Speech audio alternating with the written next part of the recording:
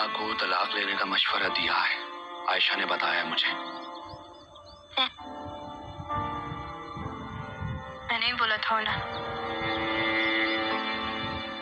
अब से लेके बचपन तक अब्बा मैंने अम्मा को सिर्फ परेशानियों और तकलीफों में ही देखा है। मुझे लगता है इस सूरत हाल से निकलना उनके लिए बेहतर है। हाँ अम्मा।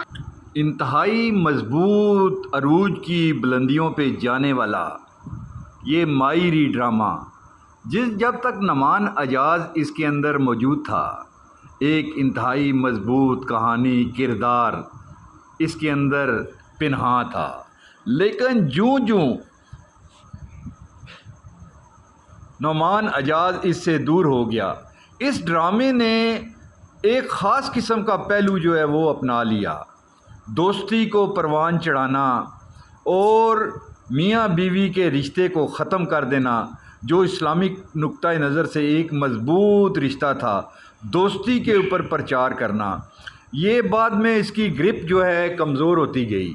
लेकिन ऑडियंस की सबसे बड़ी कमज़ोरी ये थी कि इन्होंने ड्रामा जब स्टार्ट किया तो बहुत ज़बरदस्त कंटेंट था, लेकिन मजबूरी थी, लोग इस कंटेंट को एंड तक देखना चाहते थे।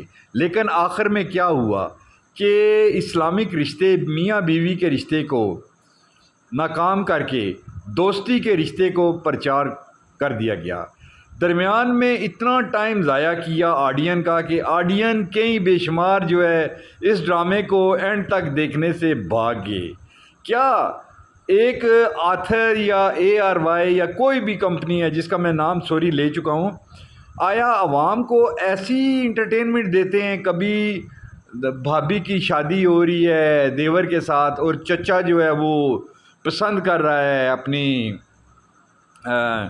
चाची को, भतीजा जो है पसंद कर रहा है, तो ये ड्रामा आगाज़ में ठीक था, लेकिन बाद में ये इंतहाई फ्लॉप ड्रामा था।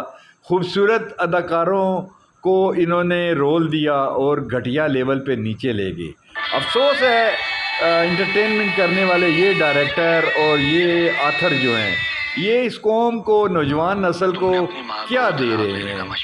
तलाक़ों का सिलसिला है, ये हबीब ने तलाक एक को दे दी, दूसरे को दे दी, खुद गर्जी के रिश्तों को ज़ाहिर किया, माँ को जो है वो अकेला एक कमरे में छोड़ दिया गया। तो ये एक तबसरा है इसके ऊपर। ऐसे ड्रामे ऑडियंस के लिए इंतहाई गलत हैं। Thank you.